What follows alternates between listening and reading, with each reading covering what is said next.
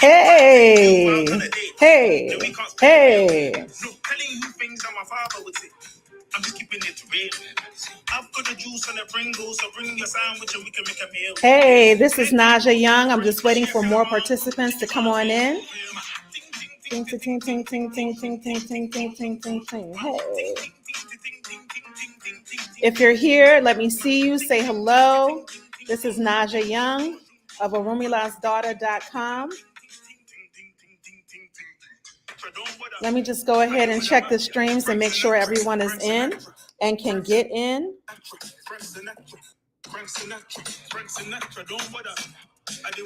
Hey, I see a couple people in here already. Fantastic. Go ahead and post some comments if you're able to. Let me know that you're here.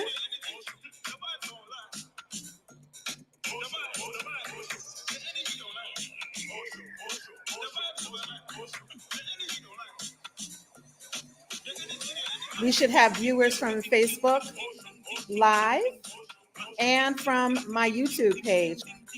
So go ahead and post comments.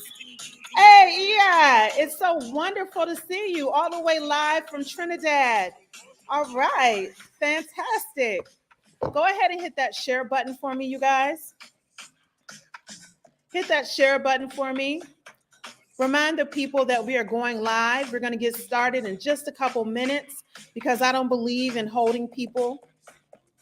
I want to make sure that we go ahead and get started. I'm so excited to talk to you all this evening. All right.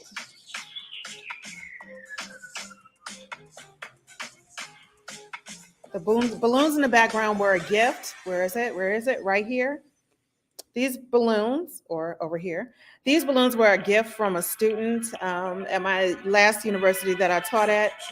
I keep them here to remind me. All right. Hey, Brandon, good to see you.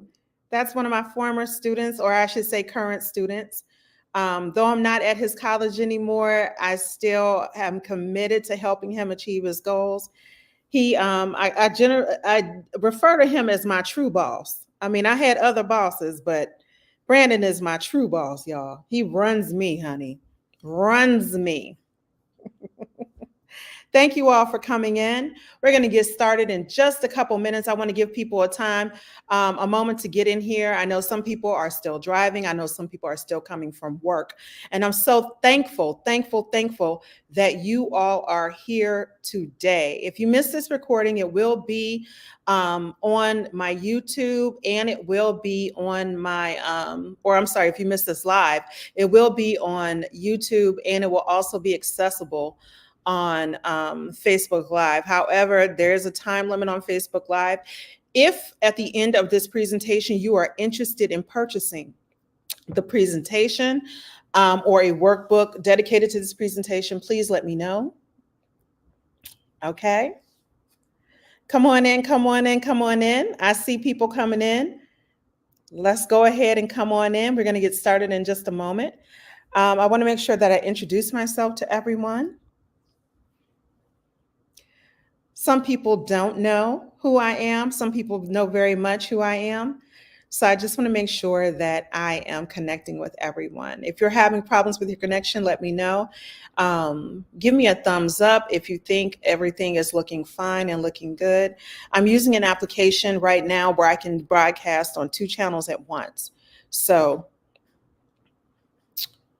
I thought this was the best way to go. All right. Come on in, come on in, come on in. I'm just going to do a little bit of sharing, a little housekeeping right here. And I'm going to share to my, my private Facebook page.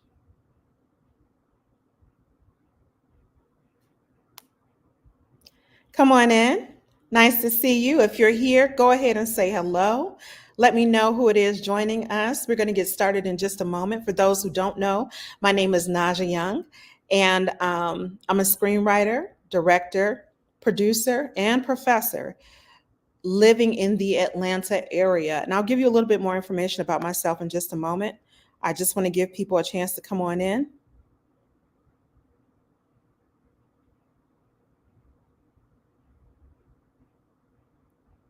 Say hello if you're able to.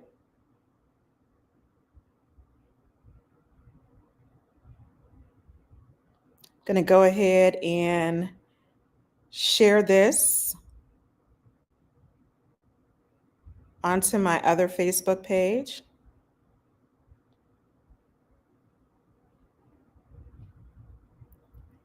Come on in and say hello.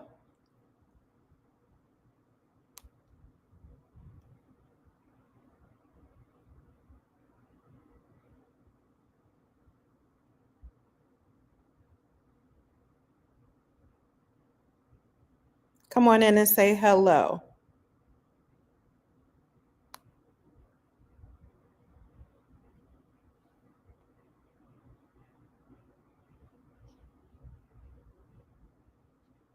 All right, I went ahead and shared that link. Thank you all so much. All right, my cousin Janine is joining us from Cleveland, Ohio. This is truly, truly an honor and a pleasure. Yet she is the original babysitter, okay? She knows everything about me from the rooter to the tutor. I'm so happy you could join us this evening for this free workshop, screenwriting workshop. I'm going to get started in one more minute.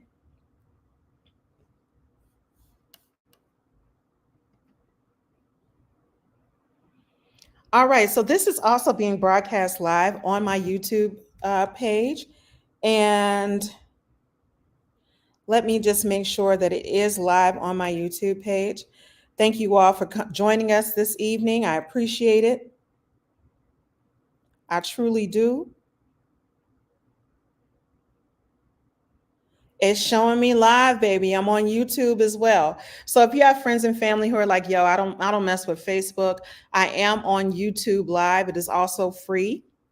All right. And that is, I'll post it right here. The channel is Camille 121. So that's at KMILI 121 right there.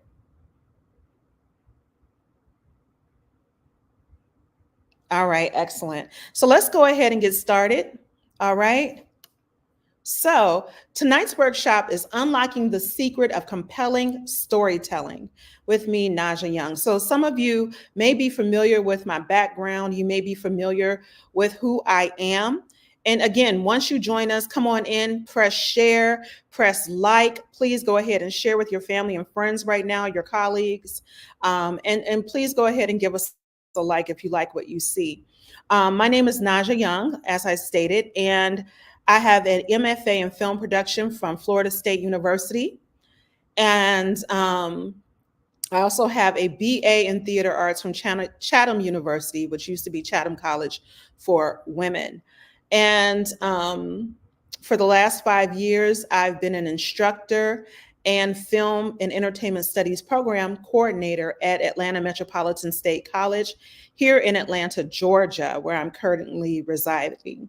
So during my time at Atlanta Metropolitan State College, not only did I revamp the curriculum for the film and entertainment studies program, I also increased enrollment and was the lead organizer for the Bring Your Brilliance Short Film Festival. That is a mouthful.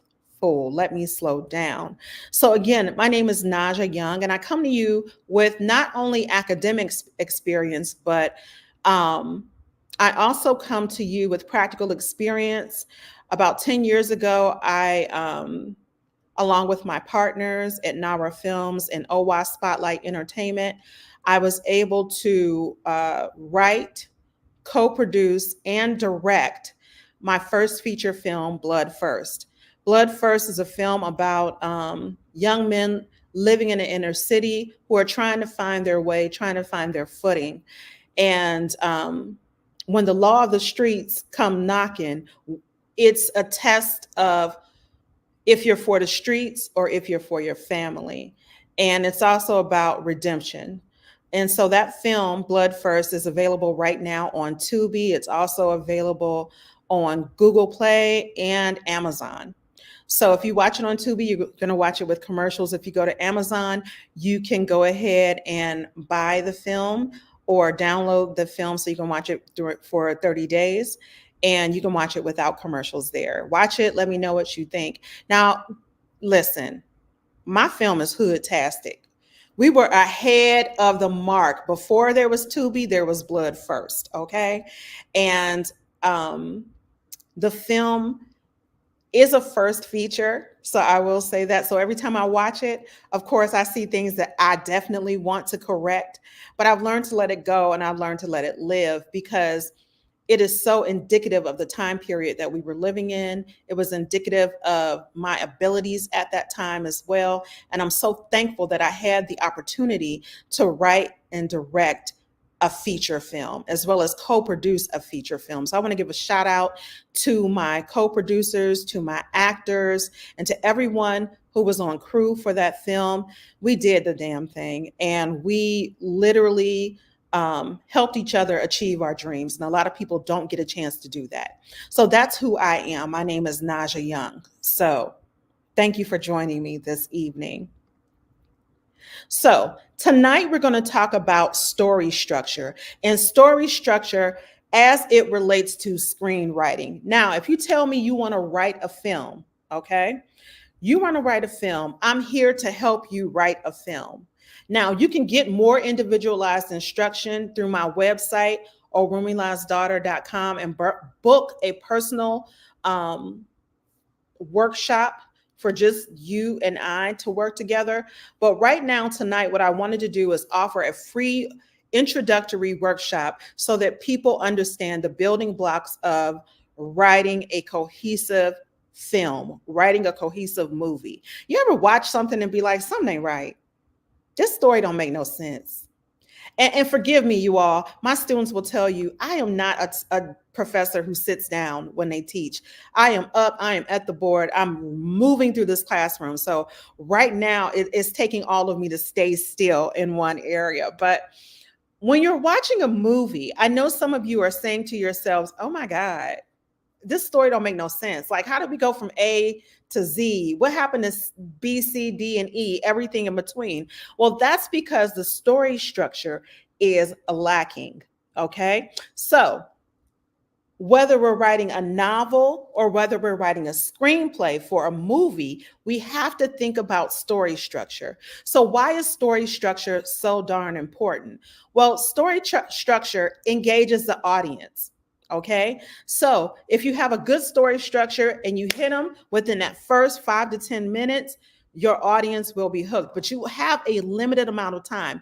And due to social media, TikTok, and all of these things going on, I'm gonna tell you right now, you're getting less time than that because people's attention spans have gotten smaller. You know, your attention span have gotten smaller, right?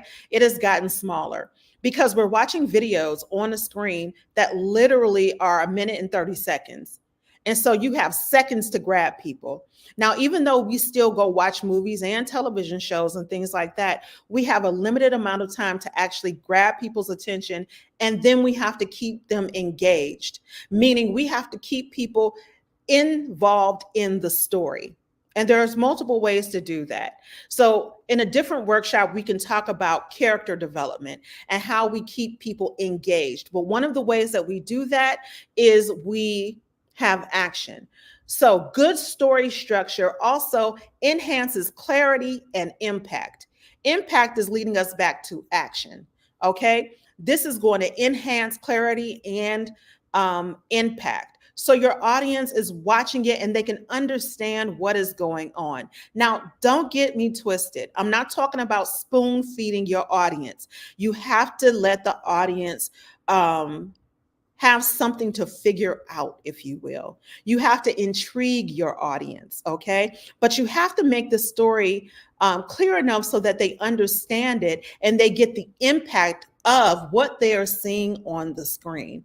All right. Now, the last thing on why story structure is important is because it facilitates emotional resonance. Say that with me, facilitates emotional resonance. So what do I mean by that? All those big 50-cent vocabulary words. What that means is that people watch your film and they identify with it.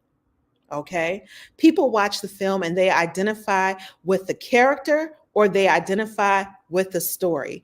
Characters in films that are successful are generally aspirational or inspirational.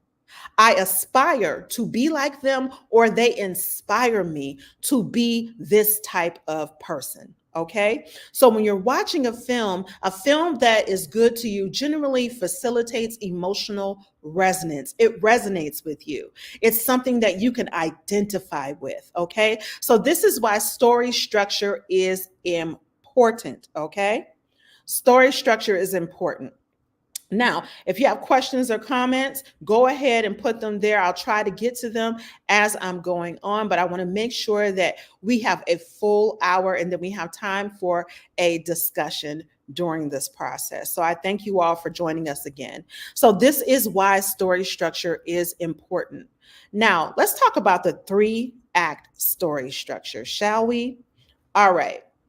So most films that we watch in the United States or in Western countries, I should say, have a 3-act story structure.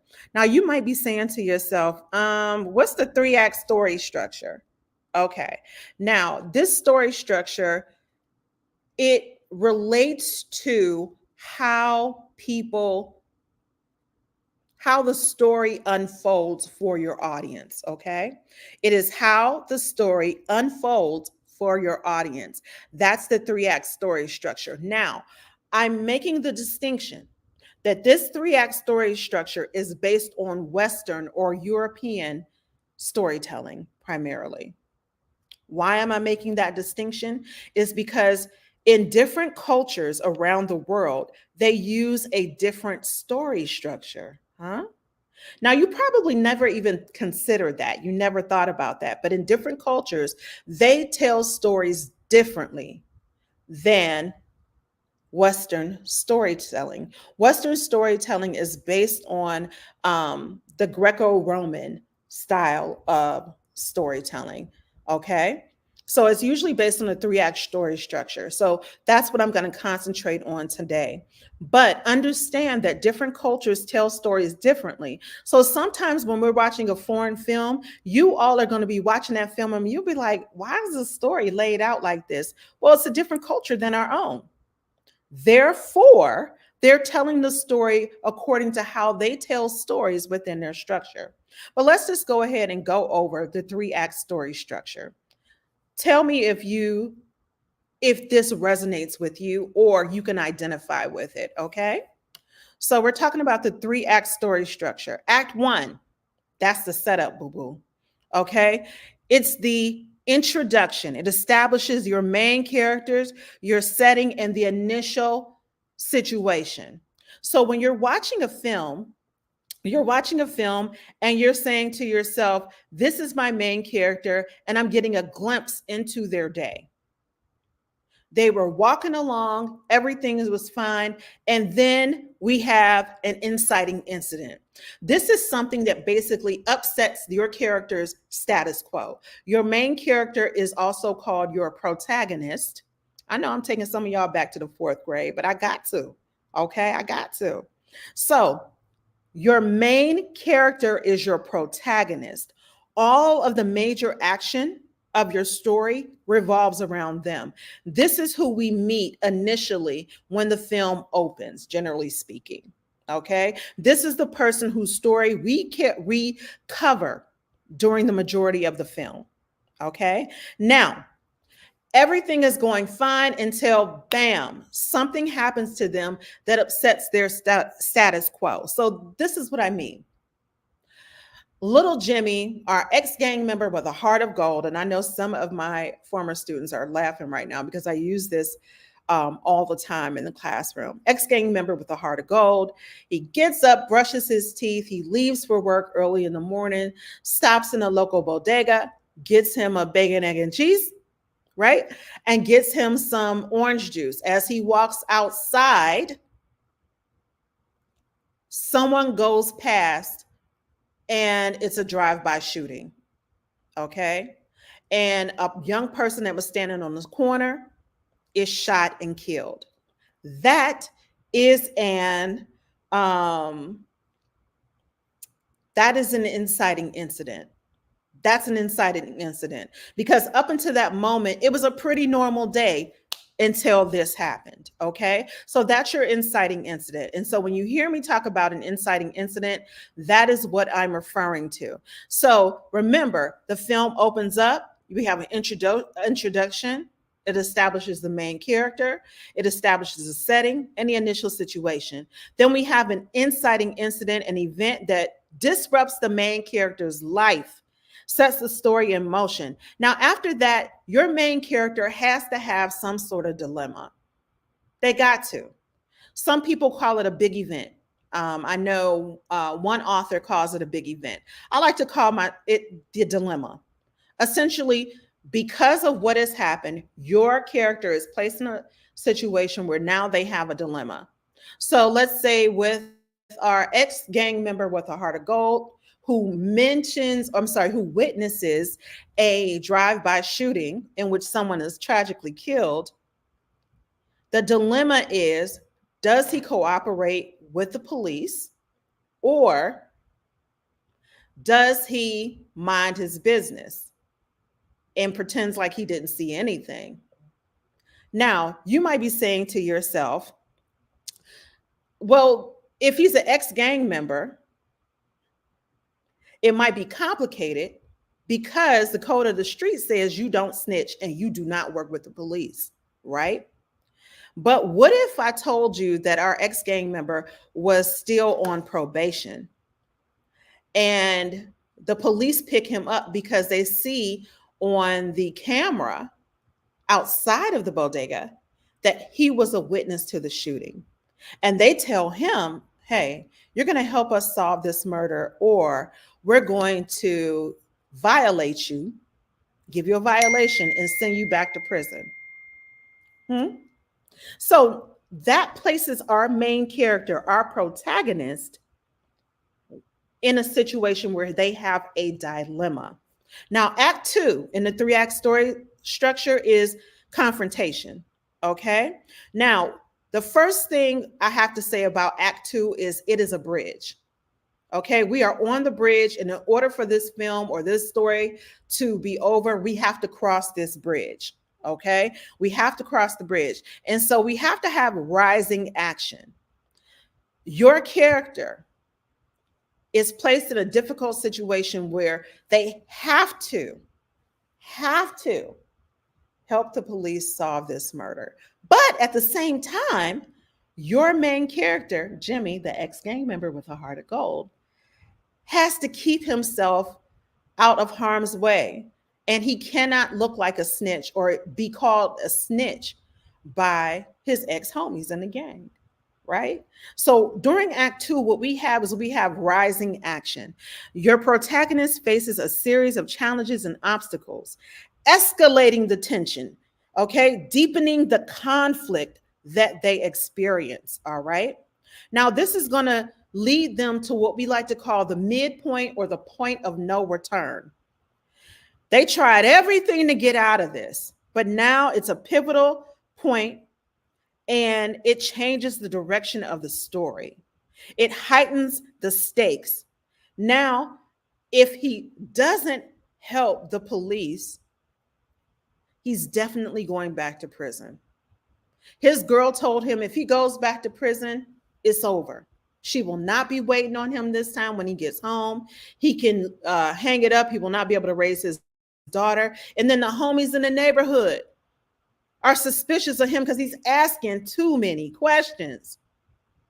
And then somebody in the hood is like, yo, you were there when my brother got killed. You're going to tell me who killed my brother.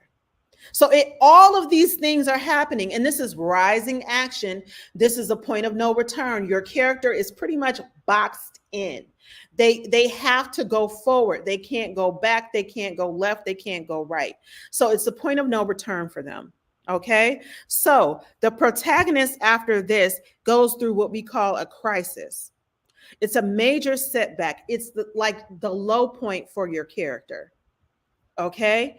Um, they face an action or a series of changes that they can't get out of, and emotionally, it's going to lead them to a crisis and force them into the climax.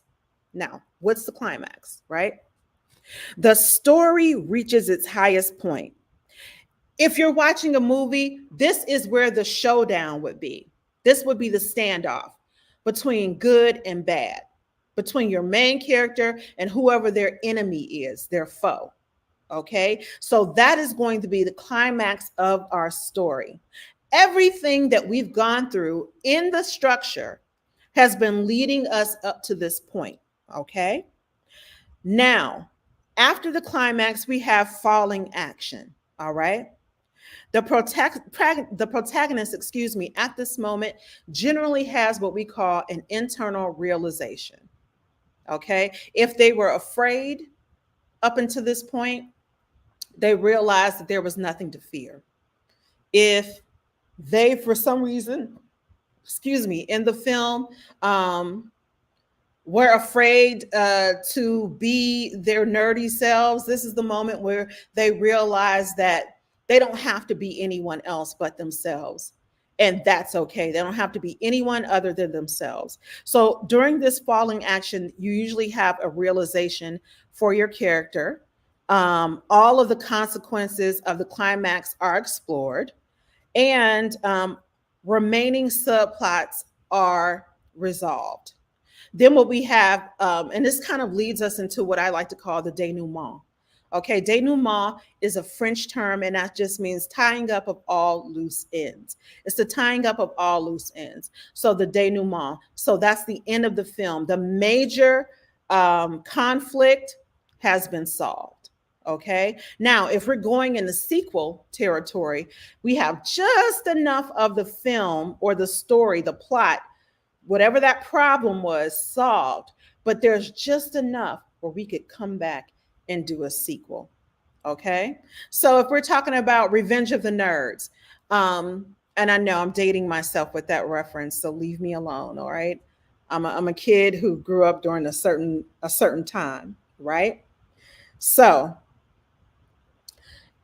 if we're talking about something leading into a sequel, at this moment, we have, let's say, Revenge of the Nerds. We've got tons of nerds, right? We can follow them on their next adventure. They took over the Panhellenic Council. Now they're in charge of everything, and nerds rule. But remember, they have to leave. So in Revenge of the Nerds Part 2, they leave their campus at Adams College. Yeah, I recently watched it. Whatever. Don't judge me. Don't care what you think. Okay. It's a comfort movie. It reminds me of my childhood, hanging out with my brothers and laughing hysterically. All right. So you have those nerds leave, and they go to a national conference, and they encounter some of the same things with people treating them negatively because they are nerds. So at the end of the first film, we had enough setup for the second film and then the third film. I can't say that I watched the third film, so I'm just going to leave that there. But I definitely watched Revenge of the Nerds Part 2. All right. So if any of this is making sense for you all, go ahead, hit that like button, hit the share button. Hopefully this is making sense for you all. So remember, we're talking about creating films using this 3-act structure. And if you want this information, you can go ahead. It will be available on my shop later on this evening on my website. So if you look at the bottom of the screen, www.orumilasdaughter.com, this will be available for purchase later on this evening, okay? Just to keep you all focused in on task. Now, how does the 3-act structure relate to a hero's journey, okay? Well, let me tell you this. Every story needs a hero. Every story needs a hero. Okay. Now, what do I mean by that? In most stories, most films that you're watching or stories that you're reading, there is a hero in there. It's the protagonist. It is the way, it's the main character. All right. Even though the story may not be calling them a hero, that's essentially what they are, because our Western style storytelling, this whole thing is based on, remember what I said, uh, Greco-Roman culture, the way that they told stories, and those Greek myths, Greek mythology. Okay. So Greek mythology is the basis for Western storytelling as we know it, and the three-act structure. So today, what we're going to talk about is unlocking the secrets of compelling storytelling using a hero's journey. Now, in my last example with Jimmy, our ex-gang member with a heart of gold, that would be our hero. But tonight, what we're going to do is we're going to talk about a hero from Yoruba culture. Okay. And why? Why are we talking about Yoruba culture? I'll tell you why. Because I'm sick of everybody using examples from Europe. There, I said it. I said it. And some of you all need to expand your frame of reference.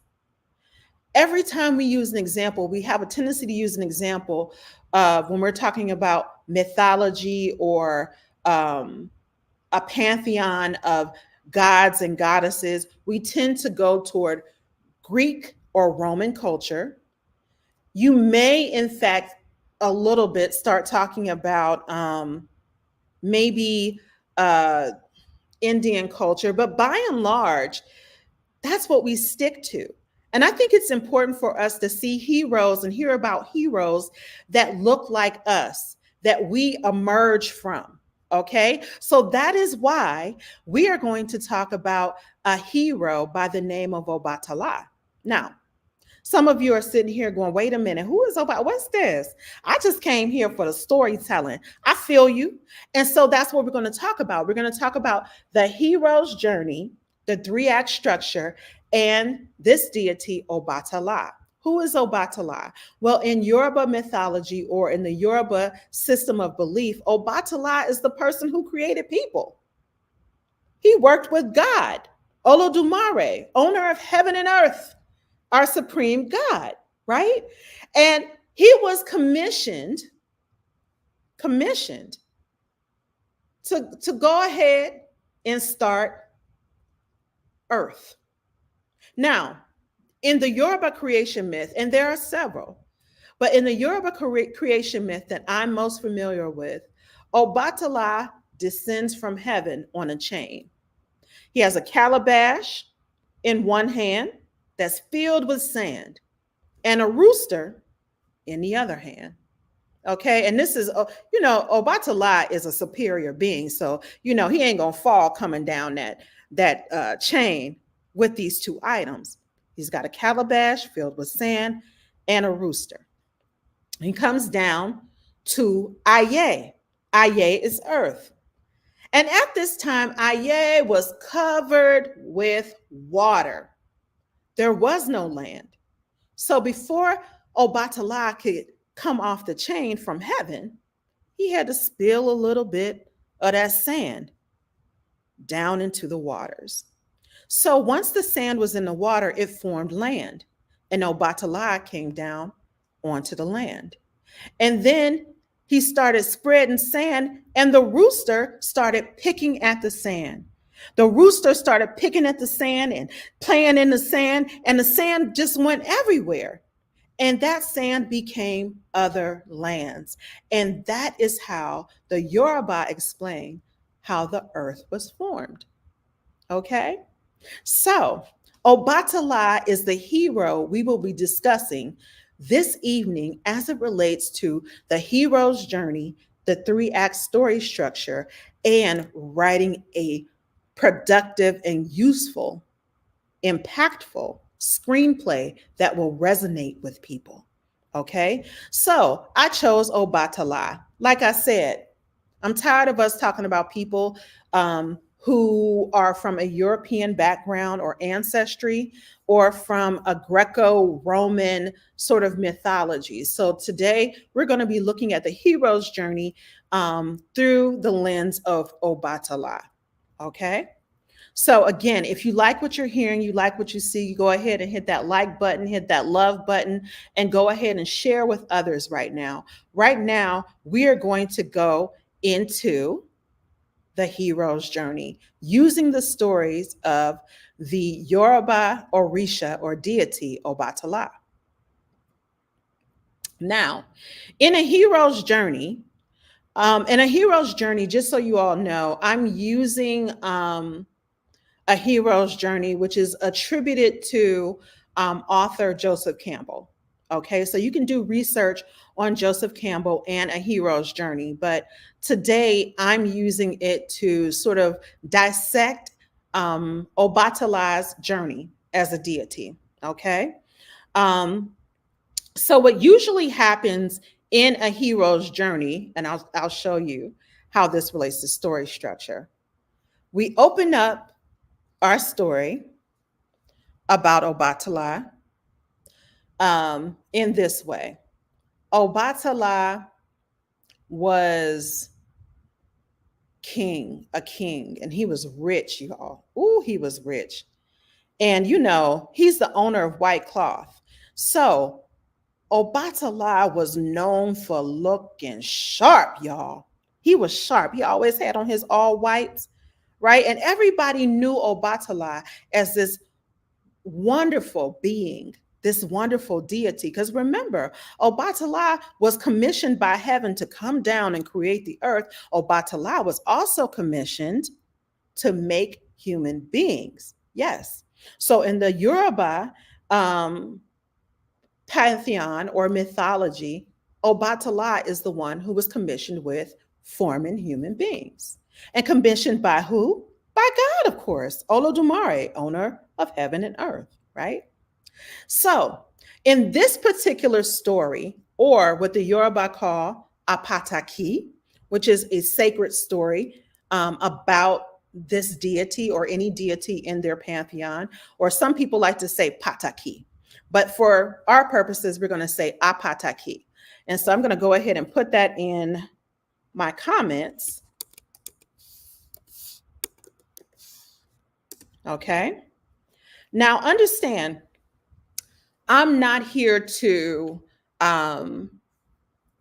instruct you all on spiritual practices, but I am here to put you on game so that you understand something other than Greek and Roman mythology, something other than Greek and Roman gods and goddesses. You have to understand that in Africa, there are over 2,000 languages and 2,000 different ethnic groups on the continent of Africa. So this is but one that we're exploring right now. And there are many different stories that we can explore. But today we're talking about the Yoruba deity Obatala. Okay. All right, now let's move on. So in this particular apataki or sacred story about Obatala, in this story, Obatala was going to see one of Shango's sons. Shango was a neighboring king and also an Orisha. And Obatala was supposed to go and travel and see Shango's son, who lived in the city of Oyo. Now, if you know anything about Nigeria, Oyo still exists. Okay.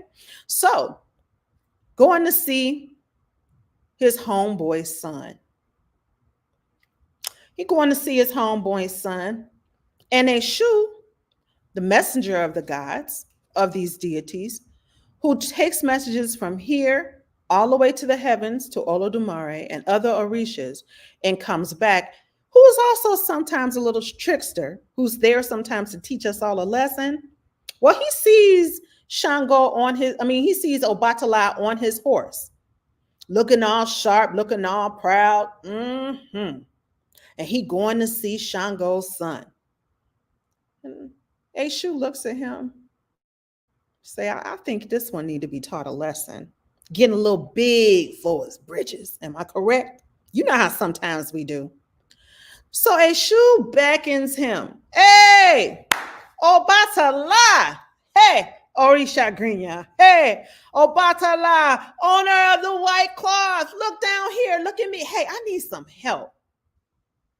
And Obatala looks. You need some help. You need my help?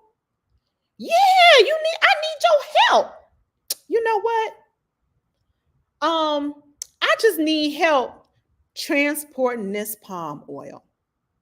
So, transporting this palm oil. Now, look at our hero's journey on the screen. Separation.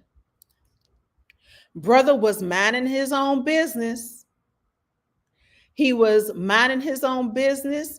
He was on his way to see his homeboy's son in the city of Oyo. And then he encounters Eshu. And Eshu needs help transporting this palm oil. Now, anybody who knows anything about palm oil knows that palm oil can be messy. Messy. It's bright orange. It's hard to get out of stuff. And it has a strong, very pungent smell. Now, Obatala looks at Eshu and says, yeah, man, I don't know if I'm going to be able to do that. See, I'm trying to go see Shango's son. We have important business to discuss. And Eshu says, please, man, I can't carry all of this on my own. And as a matter of fact, it's solid. It's not even melted. All I need for you to do is go ahead and carry this palm oil for me. So Obatala says, all right. He gets down off his horse to grab this calabash of palm oil from Eshu. And as he goes to lift it, to place it on the horse, it spills all over him. Now, that, my friends, is the inciting incident on our hero's journey. Remember, the inciting incident was part of our story structure. And this is a hero's journey that we're talking about. So our hero now has his beautiful white cloth that he is known for ruined by palm oil. Oh, Obatala was hot. Eshu, oh man, I'm so sorry that happened to you. Oh my goodness, what you going to do? Obatala was at a loss for words. He didn't know what he was going to do. See, the thing is, Obatala was known for having clean white cloth on him at all times. And if he didn't show up to Oyo wearing this clean white cloth, well, there's a chance that people wouldn't recognize him. People wouldn't even acknowledge him as the deity that he is. So he definitely had to get rid of this palm oil. So Eshu says, there's a river over there. Let me take you to the river, my friend. I didn't mean for anything for this to happen. Let me take you to this river so you can go ahead and get this palm oil out of your clothing. So now where are we? Initiation. We have a dilemma. We're going into Act 2. He's got to get the palm oil out of his clothes. Okay. So we got the palm oil that is in his clothes. So Obatala goes to the river, looks around, nobody there. He begins to take his clothes off. And as he's taking his clothes off, he realizes he now has palm oil in his eyes. My goodness gracious. So what does Obatala do? Obatala takes his eyes out and sets them on the river's edge. Why? It's a deity. Obatala is a deity. He can take his eyes out whenever he wants. Takes them out, puts them right there on the edge, and continues to try to feel and get this palm oil out of his eyes. Picks up the eyeballs, washes them off, puts them back down. And before he can put them back in his eye sockets, Eshu comes by and takes his eyes too. So now he's naked. His clothes have palm oil all over it. This is Act 2. Remember, in Act 2, anything that can happen will happen, my friends. Do you understand? Cool. So he's naked. His clothes have palm oil all over them. His eyes have been stolen, and now he's just at the river. What is he to do? Well, Eshu took his eyes and gave them to the deity Oshun, goddess of the river. She's the goddess of wealth. She also has she also is this goddess of love that most people, and wealth, right? So Eshu says, Oshun, Oshun, okay? Um, Listen here. You want to know how to divine, right? How to do readings and stuff like that? I got a way for you to know how to do that, because Oshun didn't know how to do divination.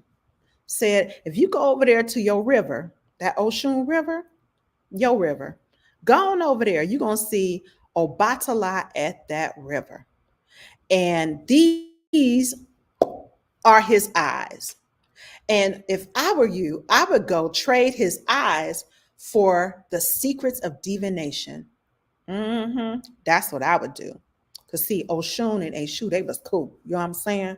So Oshun took her fine, pretty self on over to the river. And Obatala, remember, he can't see. He doesn't have his eyes. He's standing there. He's naked. He's in the river. He goes to go in the river a little deeper to cover himself and cover his nakedness. And he's like, who's there? Because he can hear somebody coming up through the reeds. Who's there? And Oshun's fine, pretty self said, oh, Baba, it's me. It's Oshun. It's Oshun, honey. What's going on? And Obatala says, I don't know. I can't find my eyes. And I got palm oil all over my clothes. And I'm trying to go see Shango's son in Oyo, but I can't go anywhere because I can't see and I don't have any clean clothes. And Oshun says, eyes? Oh, I just found some eyes. They was right here on the riverbank. And Obatala says, really? Oh my goodness. So if you give me my eyes, I will be able to see. And Oshun said, wait a minute, but how I know these your eyes? And even if I give them to you, Baba, what's in it for me?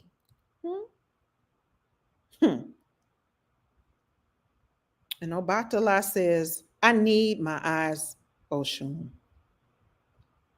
You tell me, what is it that you want? And Oshun laughs. Oh, nothing, honey, but the power to divine. I want to know how to do divination.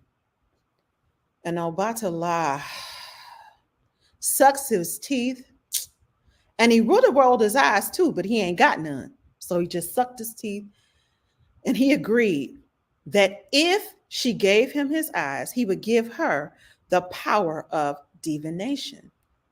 So they shook hands and made an agreement. And Oshun popped his eyes back in his head.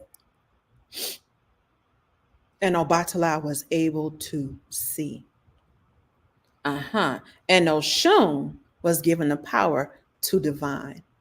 And Obatala was able, through a lot of work, to get all of that freaking palm oil out of his clothes. After letting his clothes dry, he put on his clothes again and proceeded to head to Oyo to meet with the son of Shango. Now, this was all in Act 2 of our film, right? Of our hero's journey. So we have separation. He was diverted from his path. His status quo was interrupted, our inciting incident. He had a dilemma. He's on his, now when we get to the point of no return, he is naked. He ain't got no eyeballs. Okay. And his clothes have palm oil all over them. Now tell me that's not a crisis, right? That's a crisis if I've ever heard one, right? And then we have his return. So Obatala makes it to go see Shango's son. And then on his way back home, he is careful not to do anything that would possibly cause him a misfortune like he experienced on his way there, his return. Now, if we're talking about myth, right? Myths usually teach people something. So this myth was talking about how Obatala learned something very, very important. What are some things that Obatala learns during this apataki or sacred story? What did he learn in this hero's journey? Can any of you all tell me in the comments? What do you think that he learned? Come on. I would rather you, there's really no right or wrong answer. Don't be shy. Go ahead and comment for me.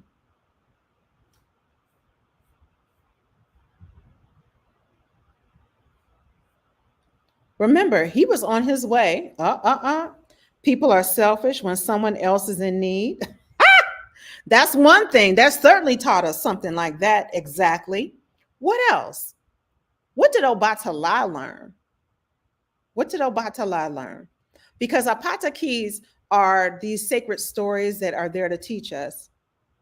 Ooh, Mosaseye, brother, not to deviate from your mission. Exactly. Stay on task. If you're going to do one thing, don't let somebody deviate you from your mission, right? Don't let someone get you to deviate from your mission. Great. What is another? Oh, stay on your path. Yes, Regina. Yes, stay on your path. Exactly.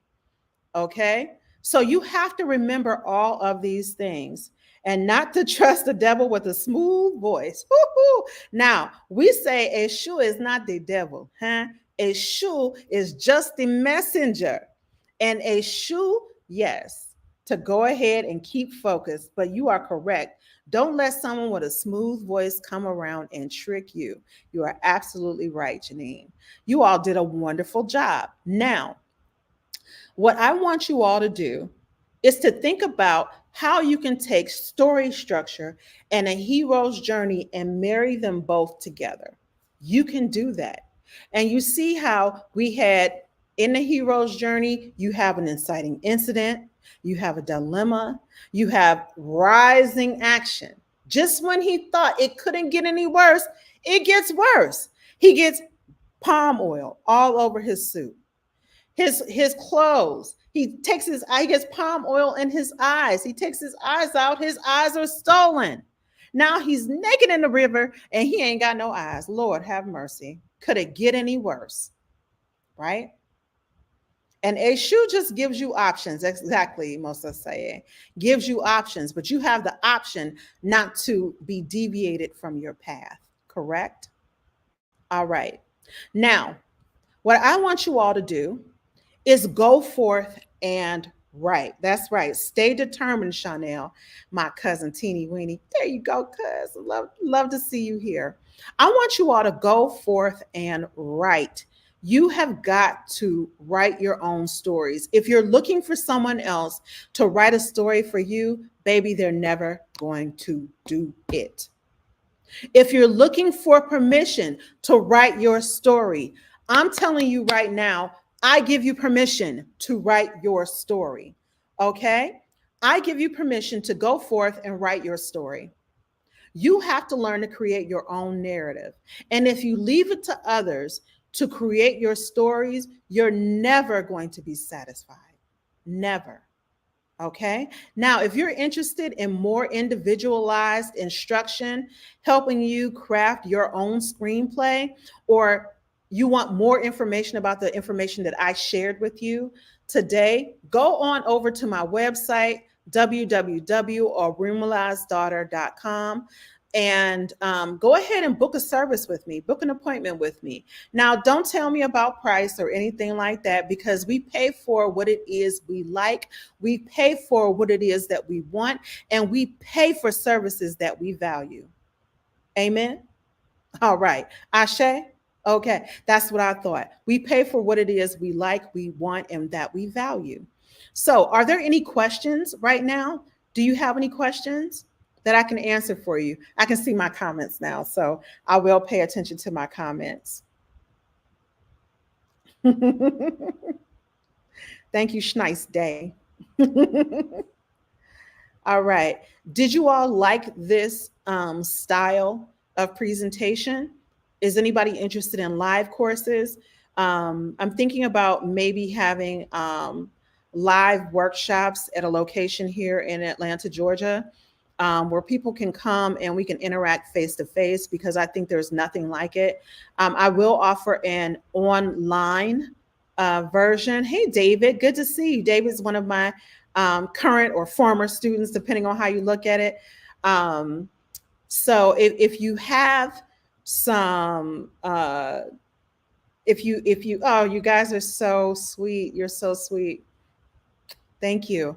Um, if you are interested in booking a one-on-one session with me, go ahead and go to my website, which you can see at the bottom of the screen, and go ahead and book a service. The only thing required for booking a service with me, a service like a workshop or anything like that, we do require deposits, and the deposits, the entire service just needs to be paid on the day of booking. So thank you, Mo. Thank you, brother, for coming and participating in this. If you're interested in anything that I discussed this evening, please let me know. I will have these slides available for purchase on my website later on tonight. If you want to go to my website right now and go and sign up for our newsletter. I really would appreciate it. I'm trying to build this business. I have a gift. I have a knack for teaching people, and especially about things that I love, like making movies, screenwriting, things like that. So, are there any questions before we sign off this evening? All right. I want to thank you all for coming this evening. Please like, share, comment under the video. Every little thing helps. Um, and I will see you all in the future. Thank you. Have a good evening.